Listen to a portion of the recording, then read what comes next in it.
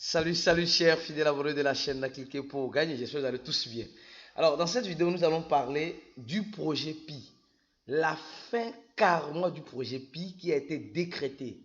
Pourquoi vous allez comprendre dans cette vidéo, donc restez jusqu'à la fin pour mieux comprendre. Alors aussi nous allons aussi parler de FTX, nous allons parler des ETF, nous allons parler de Solana, de l'avenir du réseau Pi, en quelque sorte du gouvernement américain avec la technologie blockchain et surtout le fruit de cette technologie qui est le Bitcoin. Alors donc, si tu n'es pas encore un abonné, mon frère, abonne-toi et n'oublie pas une chose, active la clochette de notification pour ne rater aucune de nos prochaines vidéos.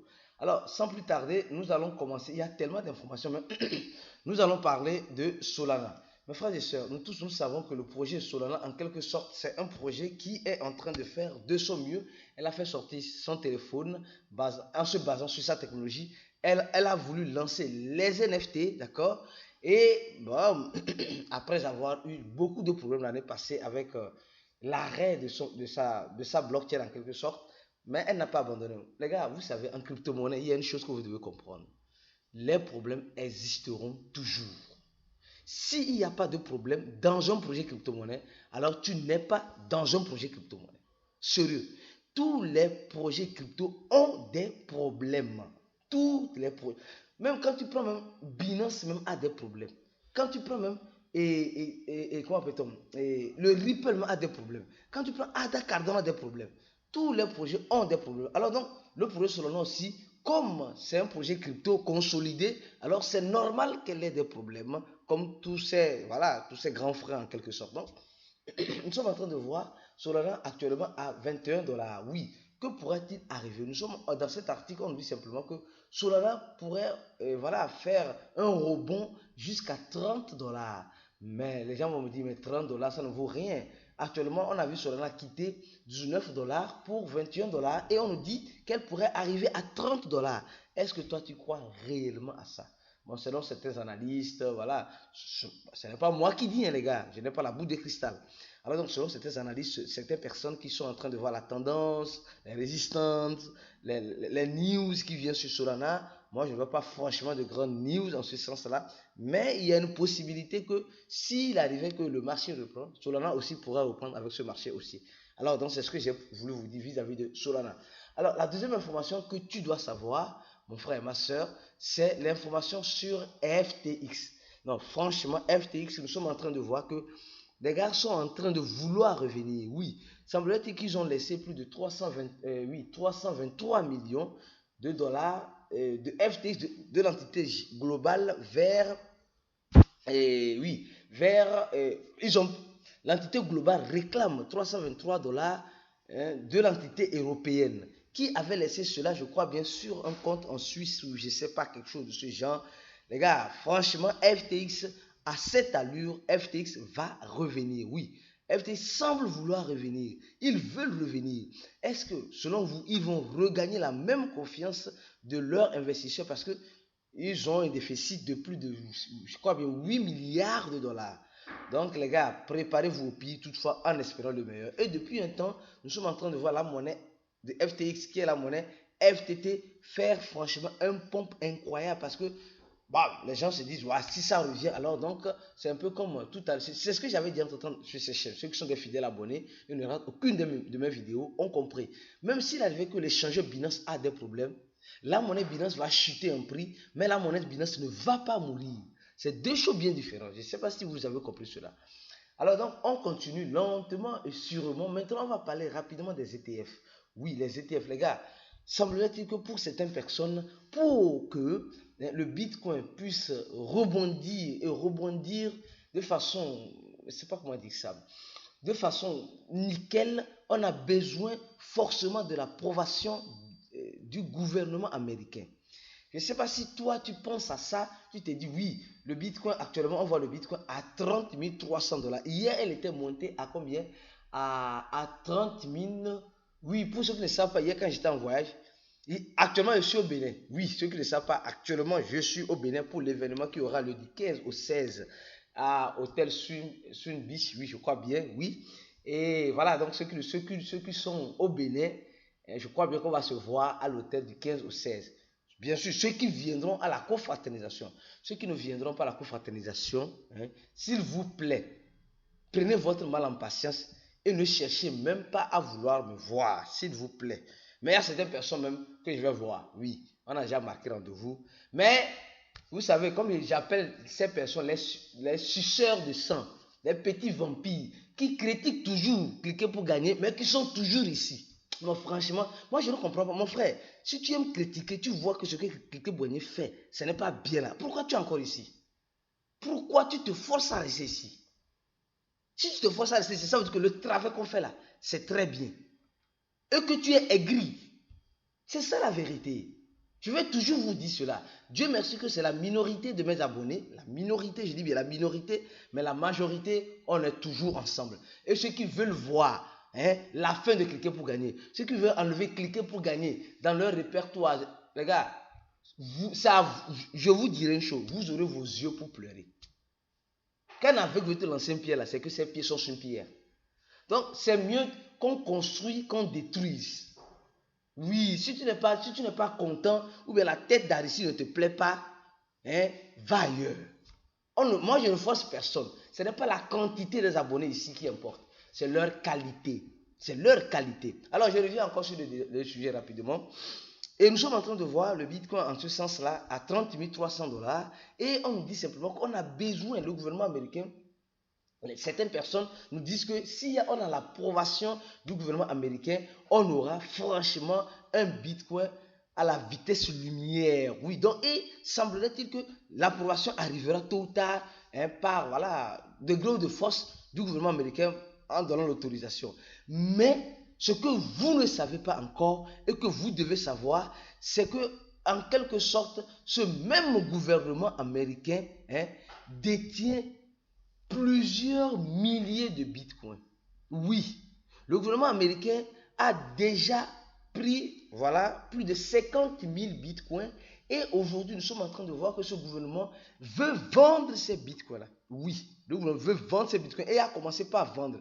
Et nous voyons les adresses sur lesquelles elle est en train de... Non, il y a des enquêteurs et les gens même voient les adresses sur lesquelles le gouvernement américain envoie ces bitcoins-là. C'est comme s'ils ont une adresse sur le long terme et une adresse sûre pour vendre. Mais c'est le même gouvernement qui dit que le Bitcoin, non, ce n'est pas bien, non, ce n'est pas catholique, non, ce n'est pas musulman, ce n'est pas protestant, ce n'est pas bouddhiste, etc. Donc, nous sommes en train de voir clairement qu'ils sont en train de dire, non, ils n'aiment pas le Bitcoin, mais ils aiment attraper les gens qui sont hors la loi et qui possèdent des Bitcoins. Vous voyez comment c'est bizarre. Donc, ça veut dire que si ils disent qu'ils n'aiment pas, alors ils n'ont qu'à prendre ces Bitcoins qu'ils ont pris là, et jeter ailleurs ou donner à quelqu'un. Mais ils ne veulent pas le faire. Ils sont en train de vendre le Bitcoin au fur et à mesure. Et actuellement, cherchent encore à prendre dans les mains des personnes qui ont des Bitcoins, plus encore de Bitcoin. Vous voyez comment nos gouvernements sont malins. Eux ne peuvent plus acheter. Ils sont arrivés trop tard dans un monde déjà trop vieux. Donc, ce qui leur pousse à faire quoi? Ce qui leur pousse obligatoirement à prendre, à appréhender les Bitcoins des utilisateurs qui sont dans les affaires illicites. Donc, aujourd'hui, c'est ça, c'est le jus même du gouvernement. C'est le jus même du gouvernement américain. Donc, ne vous étonnez pas si certains gouvernements disent non, nous on n'aime pas le Bitcoin. Au même moment, quand tu fouilles en bas d'eux, tu vas voir qu'ils ont une quantité de Bitcoin qu'ils ont réservé. Ça veut dire simplement que l'avenir appartient à tous ceux qui se lèvent tôt. Si tu vas arriver trop tard dans un monde déjà trop vieux, tu auras juste tes yeux pour te pleurer. Comme moi je le dis, un de mes amis, Lionel, tu vas lire l'heure en chinois. Oui, malheureusement, nous allons tous lire l'heure en chinois. Bitcoin à 30 000 $, les gens disent c'est trop cher. C'est comme cela, avant, je voyais, et à mes débuts, je voyais le Bitcoin à 300 $. Oui, 300 $, je disais non, c'est trop cher pour quelqu'un comme moi. Et après, j'ai vu ça à 10 000 $, et je disais aussi c'est trop cher pour quelqu'un comme moi. Au même moment, j'ai vu ça à 20 000 $, je disais c'est trop cher. J'ai vu ça à 60 000 $, je disais c'est trop cher. Je reviens voir ça encore à 20 000 $, je dis encore c'est trop cher. Bon les gars, où est la charité? La charité là, c'est nous qui la créons. La charité dépend de, je ne sais pas comment le dire. Quand tu dis ça là, c'est trop cher là, c'est que tu n'as pas besoin. Si tu as réellement besoin, tu vas courir pour le faire. C'est comme cela. Quand on a besoin, on ne voit plus le prix. Supposons que tu vas à l'hôpital, on te dit que il y a du sang, tu as besoin du sang, et on te dit que le sang coûte tel montant. Mais tu vas aller vite parce que ta vie en dépend. Là, c'est ta vie physique, ta vie. Mais ici, c'est ta vie financière qui dépend. Donc, et c'est pourquoi je dis, et je ne comprends pas certaines personnes qui ne veulent pas prendre leur destin en main, qui ne veulent pas se former. Les gars, si vous voulez vous former dans les coachs de la crypto-monnaie, c'est seulement $80. Oui, pour ceux qui savent la valeur de la formation, $80 c'est très peu, je dis bien. $80 c'est très peu pour une formation suivie d'un accompagnement dans le cours de la crypto-monnaie, c'est très peu. Donc, si tu veux le faire, clique sur le premier lien en description de la vidéo. C'est simple. Il y a déjà plus de 1389 personnes. Les gars, 1389 personnes. Toi, est-ce que tu as déjà rempli le formulaire? Tu as voulu ou bien tu veux prendre ton destin en main, enfin d'être autonome, enfin de comprendre comment fonctionne cet écosystème. Les gars, l'écosystème de la crypto-monnaie, ce n'est pas acheter et vendre, acheter et vendre. C'est plus psychologique. Si tu n'es pas préparé mentalement à cela, si tu n'as pas de stratégie, tu vas toujours taper poteau et tu vas toujours lire l'heure en chinois, comme le dit Léonel. Donc, les gars, c'est quelque chose qui est important. La formation, c'est la clé. L'information, c'est le pouvoir. La formation, c'est la clé. L'information, c'est le pouvoir. Alors, tu ne veux pas te former, mais tu ne veux pas aussi avoir les bonnes informations, les bonnes analyses. Mais comment tu veux réussir? Tu ne peux pas réussir, malheureusement. Alors, donc, ceux qui vont venir en dessus de la vidéo, les pakpakpara, quand je dis pakpakpara là, les gens qui laissent des commentaires bidons en dessous de la vidéo là, je vais vous bannir, chap. Ici là, ce n'est pas la quantité. Je vous jure. Désabonnez-vous si vous ne voulez pas intéresser. Mais on sait sur le travail que nous sommes en train d'abattre ici sur ces chaînes. Alors, je dis à ceux qui veulent s'abonner, abonnez-vous. Ceux qui ne sont pas d'accord, désabonnez-vous. Alors maintenant, on va commencer par parler de Pi. Parce qu'il y a trop de suceurs de sang, des vampires déguisés en agneau. Ils te sucent ton sang, ils te pressent même du citron. Même graines là même, ils vont sucer ça, ils vont manger ça. Franchement, l'être humain, c'est pas possible. Moi-même, je ne suis pas possible. Alors donc, je disais une chose. On dit simplement que l'avenir du réseau Pi, oui les gars, Pi va être banni. Vous allez comprendre pourquoi Pi va être banni. Mais avant de commencer, on dit ici l'avenir du réseau Pi. Nous savons que Pi est en train de faire une expansion de façon générale. Oui, quand on dit de façon générale, en quelque sorte, ils vont ouvrir leur réseau principal. Oui, bientôt. Mais ce bientôt-là, il y a certains qui attendent depuis des années. Et apparemment, ils sont en train de faire et créer un écosystème robuste et établir des partenariats stratégiques pour fournir l'adoption et intégrer les applications dans le monde entier. Oui, donc nous sommes en train de voir que Pi veut garder l'expansion dans le monde entier face à ce qu'elle apporte, d'accord? Alors, mais il y a un seul problème. Il y a un seul problème. Le seul problème, c'est ceci. On nous dit, Google annonce, on dit, je vais vous lire ça clairement. Google annonce mudanças para app do criptomoedas na Play Store e ban mineração. Gente, não é eu que estou falando, é aqui que está falando. Ce n'est pas moi qui dis, c'est l'article qui dit. Écoutez bien. On dit, Google annonce le changement des applications de crypto-monnaie sur Play Store, Google Play, et bannit, là on n'a même pas dit, et bannit les applications qui sont dans le mining de crypto-monnaie en utilisant leur système opérationnel qui est Play Store. Alors donc, on dit simplement ici, buscant de protéger. Et ce n'est pas moi qui dis, les gars. Les gars, depuis, mettez-moi par terre. Moi, je fais juste mon analyse et je vais partir. Pardon, mettez-moi par terre. Je suis déjà sous terre d'abord. Alors on dit, buscant de protéger usuário do seu dispositivo, Google adopte pour bannir aplicativos de mineração de crypto-monnaie. On dit, Google veut protéger les utilisateurs et leurs dispositifs.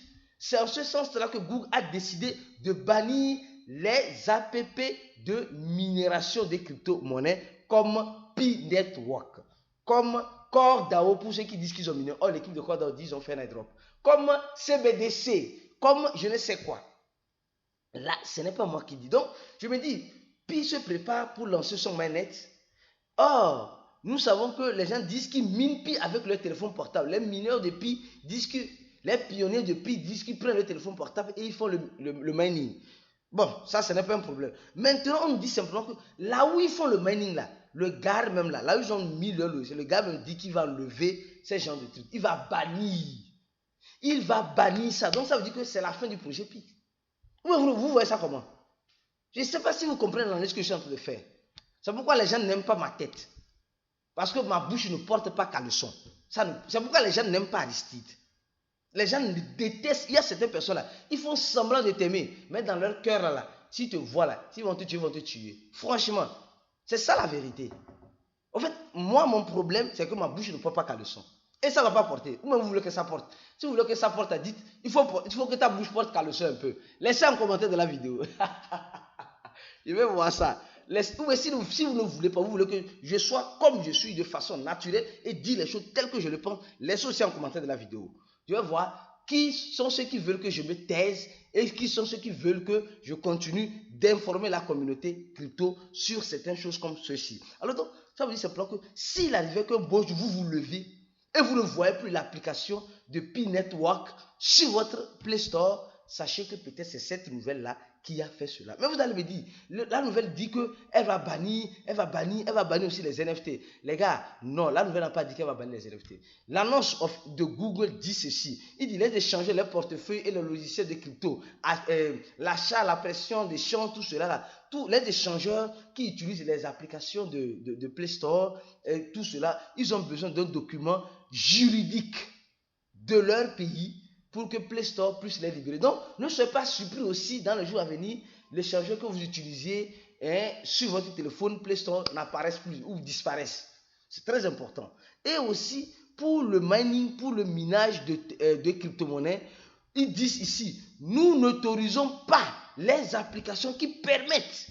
Eux là, il n'y a pas de faveur. Pour eux là, ils disent clairement qu'ils vont bannir. Ils n'autorisent pas. Ils disent ça depuis, mais jusqu'à maintenant, c'est toujours pareil. Donc, nous sommes en train de voir ce qui est en train de se passer. Au même moment, nous sommes en train de voir que Pi va libérer les NFT, les NFT et d'autres choses, les jeux, les play to earn sur son dispositif, mais elle ne va pas permettre le mining. Elle ne va pas permettre le mining. Donc, ça veut dire que les projets qui sont en play to earn, les jeux, les gamifies, etc., eux aussi auront leur réglementation. Eux, au moins, ils ont la réglementation. Les projets NFT auront leur réglementation. Mais ceux qui n'ont pas la chance d'avoir la réglementation ou d'avoir des points de sortie, c'est les mineurs de téléphones portables. Donc, si un beau jour, tu te lèves, un beau matin, tu ne trouves plus, et telle application que tu dis, tu minais des troncs, tu minais des USDT, tu minais des Pi, tu mines des bitcoins sur ton téléphone, tu mines toutes les applications qui sont dans le mining. Aujourd'hui, Pi ne peut plus se cacher. Pi ne peut plus se cacher.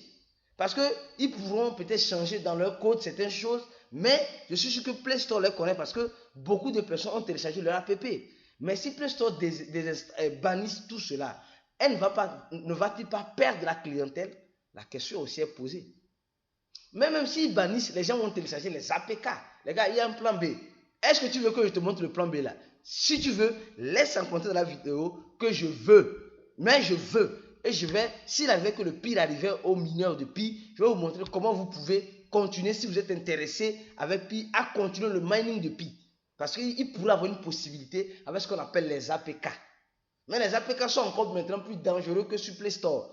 Mais je vais vous expliquer si vous êtes réellement intéressé. Je suis que vous avez aimé la vidéo. Partagez le maximum. Et mieux encore, je suis au Bénin, les gars. Je suis au Bénin. Je suis dans mon beau pays, le Bénin. Alors donc, on va se dire du 15 au 16. À Calavi. Non, ce n'est pas à Calavi, attention. Ce n'est pas à Calavi, les gars. Ce n'est pas à Calavi. J'aime bien les Calavi parce que Lionel Cedro m'ont montré, je peux dire en quelque sorte, le beau paysage de Calavi. Non, je rigole, les gars. On se dit à la prochaine vidéo et ciao pour d'autres aventures sur la chaîne Cliquez pour gagner. Merci.